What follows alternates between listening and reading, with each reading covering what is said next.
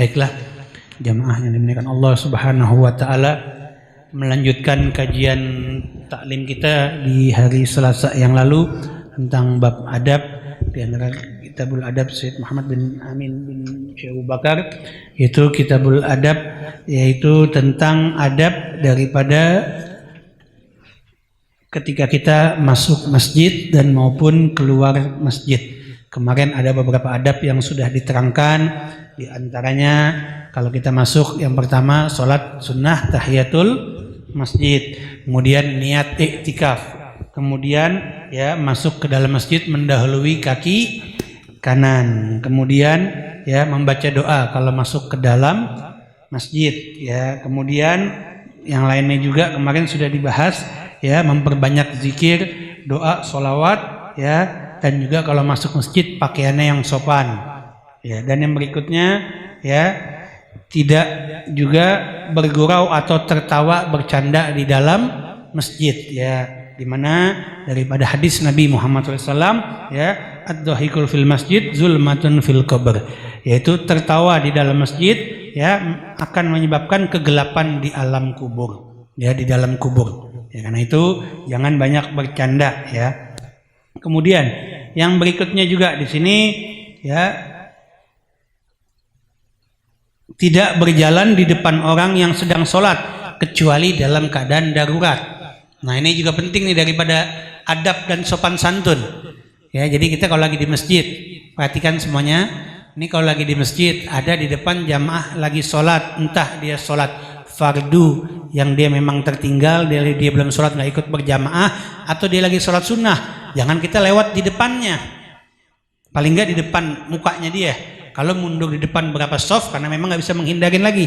Tapi lebih baik kalau ada jalur yang lain yang kita bisa lewatin, jangan berjalan di depan orang yang sedang sholat. Ini termasuk bagian dari adabnya juga ini, ya. Lantas gimana Bib? Karena kalau Masjidil Haram beda. Masjidil Haram, Masjid Nabawi itu beda karena ketentuannya memang orang yang datang rata-rata ratusan ribu manusia berjubel-jubel, ya kan? Tapi kalau kita di Indonesia kan masih bisa kita menghindar. Ini kadang-kadang kita nggak tahu adab, bukan hanya berjalan, kadang-kadang bukan jalan tapi duduk, berdiri di depan orang lagi sholat, ngobrol lagi. Misalnya, ini yang paling gampang nih, jamaah laki nih. Ini jamaah laki kita kalau lagi sholat Jumat di masjid, setelah bubar dari masjid, ya, habis sholat Jumat di dalam masjid kita bubar, kita keluar kan, kita salam-salaman, suka ketemu orang, ketemu jamaah, ketemu keluarga, ketemu tetangga, kita ngobrol. Entah pas kita salaman di depannya kita nih ada orang lagi sholat, nggak boleh, pindah dulu tempatnya. Nah, ini bagian dari adab, ya, hati-hati. Makanya perhatiin nih jamaah yang laki-laki khususnya, ya, kadang-kadang kita banyak nih yang paling gampang laki-laki nih, contohnya nih, kalau lagi habis sholat di dalam masjid di depan, ya, kemudian kita ketemu orang nih salaman, nanya apa kabar segala macam kan habis sholat Jumat, nggak taunya di depan kita nih ada orang lagi sholat di depannya dia, nggak boleh, jangan, pindah dulu lokasinya, jangan di depan orang, ya. Kemudian yang berikutnya, tidak juga sholat di dekat pintu masjid atau tempat keluarnya orang. Ini udah tahu dia datang terlambat, atau dia lagi sholat sunnah, tempat kosong, atau di masjid nih, misalnya di Masjid As-Sa'adah, ya, kita lagi pada sholat, udah selesai sholat, atau kita lagi pas bubaran sholat, misalnya gampang nih, sholat maghrib atau sholat isya, atau lagi sholat zuhur. Kalau sholat maghrib kan, isya kan, di Masjid As-Sa'adah dibuka pintu yang laki itu yang sebelah kanan tuh, samping dikasih pembatas buat perempuan, ya kan.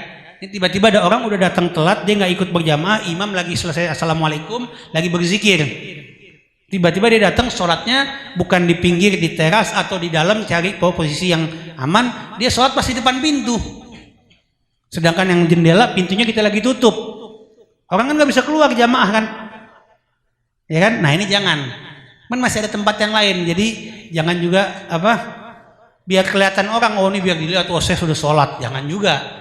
Ini kadang-kadang ada orang yang punya niat juga nih, sholat bukan untuk menghadap kepada Allah, tapi sholatnya niatnya untuk apa? Untuk dilihat orang, untuk riya. Seperti ada contoh, nauzubillah, ini kejadian nyata, bukan masalah di masjid, Ini sholat tapi ingin ditunjukin orang, tunjukin jamaah. Waktu itu kalau nggak salah tahun 2008, Al-Fagir bersama keluarga, bersama almarhumah Umi, bersama saya punya saudara Said Alwi dan Bidat itu berangkat umrah bersama-sama keluarga, kecuali Abah. Abah waktu itu nggak ikut, Abah jaga di masjid, jaga di rumah. Kami berangkat, kebetulan kami berangkat sama rombongan, jadi kami sebenarnya keluarga sendiri, cuman berlima, sama satu ada keluarga perempuan ikut. Tapi karena kan kalau umrah kan kalau sendiri nggak bisa, serombongan kecil, digabung sama rombongan jamaah lain. Digabung sama rombongan jamaah Palembang. Ini kejadian nyata. Kebetulan rombongan jamaah Palembang memang yang masih, kalau kata orang Betawi ini masih udik, ya kan, yang nggak ngerti ibadah, ditambah mutawifnya yang nganterin kagak ngerti ngajarin ilmu agama. Orang lagi tawaf ditinggalin, lagi sa'i tinggal, dia bingung. Saya bilang lagi ngapain? Nggak tahu nih Beb, ditinggal sama mutawifnya, nggak ngajarin kami semua. Akhirnya saya terpaksa, saya udah jalan sekeluarga nganterin Umi dan saudara saya tawaf keliling, sa'i keliling. Kata Umi, udah Li, anterin aja Li. Akhirnya saya dua kali tawaf, dua kali kerjaan sini saya nganterin, saya kesian ditinggal. Nah ada beberapa rombongan lain yang nggak ngerti, diajarin. Ayo dibilang kalau sholat manfaatin, kita sholat di Masjidil Haram Mekah dan di Masjid Nabawi, keutamaannya dalam hadis kalau tidak salah itu lebih dari 10.000 kali pahala keutamaan dibanding sholat di masjid-masjid lainnya. Udah datang jauh-jauh umroh, nih manfaatin kebetulan nih buat ibadah, bukan buat belanja, bukan buat shopping, tapi niatnya buat ibadah. Habis ditegur gitu, nggak senang hati bukannya sholat di masjid. Kita berubah dari Masjidil Haram, pulang dia sholat depan lift kita. Na'udzubillah. Kejadian ini nyata. Kita pulang lagi naik lift, lantai, di depan pintu lift dia sholat biar kelihatan nih, gua udah sholat. Bukan begitu caranya. Sholat di masjid, dia malah sholatnya depan lift. Ini kejadian nyata. Nah inilah karena kurangnya pengetahuan agama ini sedikit kita nyata. Jadi sholat harus niatnya ikhlas sebagai wujud kita beribadah kepada Allah, bukan untuk dilihat orang. Nah yang berikutnya, ya, tidak meletakkan Al-Quran di lantai masjid meskipun lantai tersebut dalam keadaan suci, karena hal tersebut menunjukkan kita tidak beradab dengan ayat-ayat Allah Subhanahu wa Ta'ala. Nah, ini penting, kita lagi ngaji di masjid, ya, termasuk ini megang nih buku hadroh nih, ini hati-hati juga nih, buku hadroh di sini ada ayat Al-Quran tadi yang kita baca, ayat Al-Quran, jangan taruh di bawah, karena kalau di bawah gabung sama kaki kita. Tapi taruh di tempat, kalau enggak, kalau kita lagi duduk, pegang taruh di paha kita atau di tangan kita, atau cari tempat yang lebih tinggi, ada bantal. Kalau kayak di sini saya ada bantal. Jangan taruh di bawah. Ini kita kebiasaan di masjid kalau lagi ngaji, terutama lagi ngapain? Tadarusan atau lagi yasinan malam Jumat. Naruh sembarangan tuh buku yasin kecil di bawah. Jangan. Ini bagian dari adab kita di dalam masjid, ya. Kemudian yang berikutnya, tidak berbicara masalah dunia di dalam masjid, sebagaimana hadis Nabi kita Muhammad SAW, ya'ti fi akhir zaman nas min ummati ya'tuna masjid yaquduna fiha khilaqan zikruhum dunya wa hubbud dunya la tujalisuhum. Kata Nabi Muhammad SAW, akan datang nanti, ya, di akhir zaman suatu kelompok umatku yang mereka mendatangi masjid, mereka duduk secara berkelompok di masjid, tapi yang dibahas bukan zikrullah, bukan ingat kepada Allah. Yang dibahas oleh mereka hanyalah untuk masalah dunia dan kecintaan, hubbud dunia. Apa kata Nabi? La tujalisuhum. Janganlah kalian duduk bersama mereka. Falaisa lillahi bihim hajatun. Karena sesungguhnya Allah tidak membutuhkan kedatangan mereka. Banyak gak nih yang kalau ke masjid bukan ibadah, bukan niatnya zikir mengingat kepada Allah, tapi niatnya ngapain? Ngomongin dunia. Datang ke masjid gosip, ngomongin orang. Ada nggak yang begitu? Ada nggak? Ikut taklim ke masjid, lagi pengajian hadroh Basaudan, lagi majelis taklim Abdul Razak, atau lagi majelis taklim Rabu malam Kamis di Asadah, atau lagi munajat malam Jumat, atau lagi di tempat-tempat lainnya. Datang bukannya dengerin ilmu, malah gosip, ngomongin orang. Ada nggak yang begitu? Bahkan, nih perhatikan anak-anak di depan. Nih sama nih contohnya nih. Kadang-kadang kita lagi taklim, lagi ngaji di masjid, lagi ikut pengajian, ada orang sebelah kita tinggal ngomongin orang mulu. Bukannya kita lagi datang ke majelis, kita datang ke masjid lagi pengen ibadah, ikut majelis taklim, lagi pengen ngapain? Dapat selain kita baca zikir bermunajat, kita lagi pengen dapat ilmu, pengen dapat pencerahan ilmu. Tapi ada sebelah kita ngapain? Ngomongin orang mulu, ada nggak yang begitu? Oh, ada nggak yang begitu? Wah, mumpung kesempatan nih.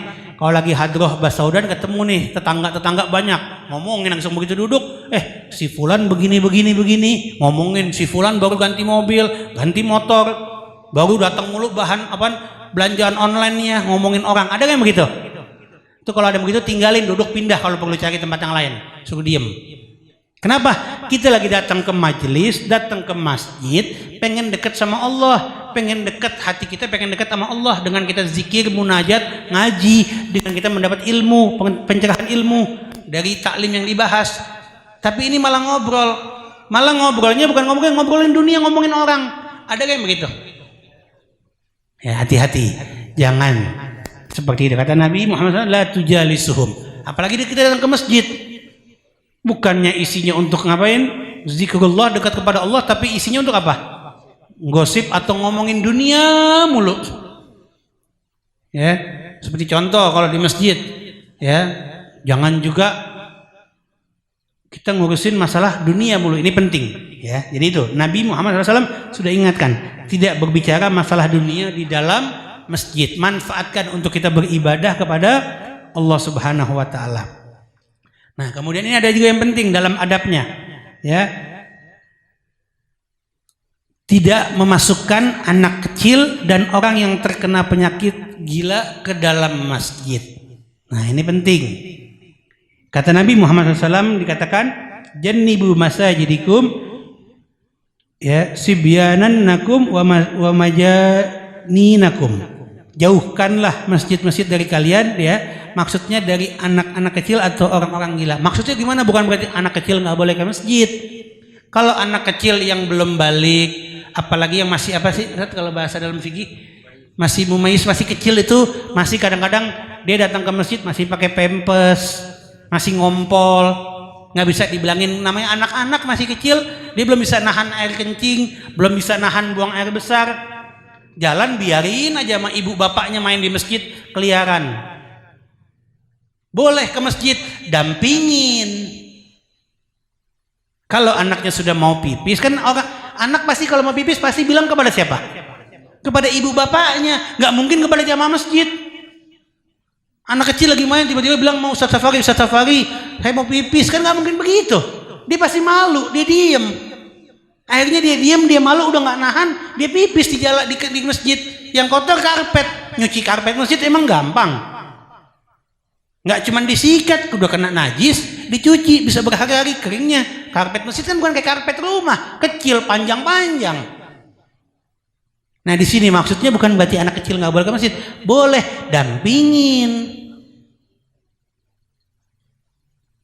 Makanya kenapa kadang-kadang kita di masjid, di musola, di majelis nggak didampingin, akhirnya dibikin gaduh. Yang kesian orang yang lagi khusyuk pengen ibadah jadi terganggu. Bukan berarti anak kecil nggak boleh, silakan bawa, tapi awasin.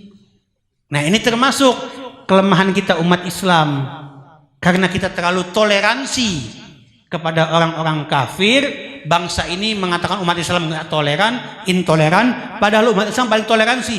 Kita berikan hari libur umat Islam hari Jumat kepada hari liburnya orang kafir, ya, di hari Minggu. Akhirnya hari Minggu umat Islam, bapak ibunya sibuk kerja, kakaknya sibuk sekolah di SMA, di SMP, adik-adik kecilnya datang ke masjid ikut sholat Jumat, nggak didampingin bapak ibunya. Pakai kain sarung datang ke masjid cuman ngapain? Bercanda, ganggu ibadah. Orang yang lagi khusyuk, apalagi dia bercanda. Bukan berarti nggak boleh bercanda silakan di luar, tapi di dalam masjid mengganggu. Makanya kadang-kadang saya juga bingung juga, nggak setuju. Jangan juga keras Beb sama anak kecil Beb. Entah kalau udah nggak ada anak kecil memang nggak boleh. Tapi juga jangan dibiarkan anak itu bercanda. Karena ada saat ini hati-hati di medsos loh.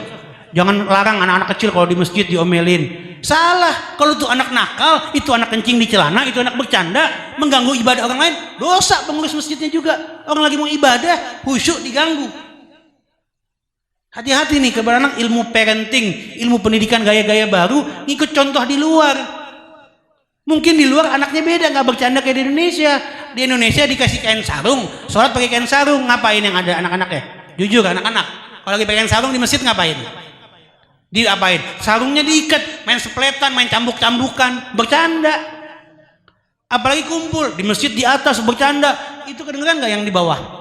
Jujur ini Ustaz Abdul Razak, Kiai Abdul Razak, Ustaz Safari, kalau lagi khotib, kita lagi ceramah Jumat, orang lagi khusyuk di bawah, ada anak-anak berisik di luar, keganggu nggak? Jamaah yang lagi sholat keganggu, yang lagi ibadah dengerin Jumat, yang khotib kadang-kadang nggak masuk. Coba aja Anda sekali-sekali Anda tes, Anda ngajar ngomong depan orang nggak ada yang dengerin, berisik bercanda, nggak masuk di otak, mengganggu konsentrasi. Disitulah adab dalam Islam. Bukan berarti nggak boleh, awasin. Makanya kita terlalu toleran sama orang-orang kafir.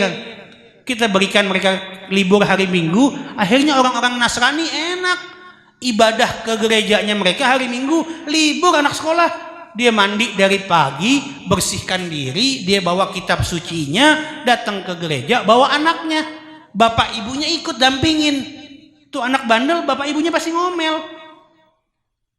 Kan kita juga begitu, kalau lagi taklim ada bapak ibunya pasti akan malu kalau anaknya berisik. Kenapa? Didampingin sama orang tua. Tapi berapa banyak kita yang orang tuanya nggak peduli sama masjid musola, nggak ikut datang, anaknya dilepas aja. Bukan berarti nggak boleh, ikut juga orang tuanya ibadah. Seperti itu maksudnya. Yang berikutnya, tadi ya apa di sini? Jangan orang gila. Ini penting juga. Ada pernah kejadian berapa tahun yang lalu ya, Jajang? Masih ada Abah itu kalau nggak salah. Ada tiba-tiba orang kurang, emang ada dia punya kekurangan jiwa, ya mentalnya nggak tahu, ada setengah gila, ikut sholat berjamaah. Kita nggak ketahuan, zaman dulu saya lagi nggak ada di masjid, belum ada CCTV. Sholat di masjid di soft yang dekat pintu terakhir itu, di dalam masjid tapi di soft yang terakhir itu, yang dekat ibu-ibu, pintu yang mau dibuka lebar. Ikut sholat di situ. Orang setengah gila memang nggak kurang. Yang mohon maaf, dia punya apa, air liurnya ngeces mulu. Apa yang terjadi habis setelah dia sholat? Tanya, Jajang yang bersihin apa, Jang? Buang air kecil dan buang air besar di karpet situ. Nah, ini memang kita kecerobohan, kita kelalaian. Waktu itu kita nggak tahu, kita kira orang mau sholat. Makanya Islam nggak sembarangan, bukan berarti nggak boleh, diawasin. Kan kalau repot, kalau udah sampai buang air kecil najis, buang air besar najis. Orang mau jadi ibadah sulit, terganggu. Itu nyuci karpetnya setengah mati, lagi musim hujan, berminggu-minggu baru kering. Makanya hati-hati, ini pengurus masjid tanggung jawab. Kita pernah kelalaian waktu itu. Kita kelalaian, kita nggak awasin, katanya ada orang gila masuk. Orang gila kita nggak bisa salahin akalnya, memang akalnya lagi kurang, dia buang air besar. Nah makanya ini tanggung jawab buat kami, jadi koreksi di Asada, pengurus masjid musola jadi koreksi, hati-hati. Kata Nabi itu maksudnya nggak boleh orang gila. Maksudnya kenapa? Jangan sampai nanti dia mengotori masjid, karena orang nggak punya akal. Ya, yang berikutnya, ya tidak membawa benda tajam sudah jelas lah, bukan berarti untuk akhirnya berbuat jahat ya. Ya kemudian tidak menjadikan masjid sebagai tempat berlalu lalang atau sebagai cuman jalan doang. Ya, kata Nabi Muhammad SAW, terdapat beberapa perkara yang tidak pantas dilakukan di dalam masjid, yaitu masjid jangan dijadikan sebagai jalan untuk melintas, jangan menampakkan pedang, dan jangan pula membawa daging mentah katanya. Maksudnya jangan jadi menyampah di masjid. Ya, jangan cuma jalan pintas. Ada nggak nih begitu nih? Kalau kita di Asada bukan jalan pintas, memang anak-anak lagi sekolah, pendidikan keluar masuk. Misalnya masjid yang mana ya? Cuman jalan pintas ya. Cuma numpang lewat mulu nih, mumpung di masjid, jalanannya, halamannya buat lewat antar gang satu ke gang yang lain, kan ada kan beberapa masjid. Cuma numpang lewat mulu, sholatnya kagak pernah. Ada nggak yang begitu? Ada nggak yang begitu? Cuma numpang lewat. Nah makanya ini saya ingat ya pesan Habib Idrus tuh kalau ceramah dulu paling sering, almarhum tuh apa? Jangan jadikan tontonan jadi tuntunan, tuntunan jadi tontonan. Tontonan, mall, pasar, tempat-tempat maksiat dijadikan tuntunan. Tuntunan masjid dijadikan tontonan, cuma numpang lewat, numpang buang air kecil, kadang-kadang na'udzubillah min dzalik. Makanya itu masjid bukan WC umum. Mau cari WC umum cari itu di pom bensin. Bukan berarti Islam kok kejam banget, enggak. Kadang-kadang kita cuma numpang ke masjid, cuma ngapain? Buang air kecil, na'udzubillah. Bukan buat ibadah. Kalau orang lagi beribadah dia buang air kecil, silahkan di tempat wudhu, tempat toilet masjid.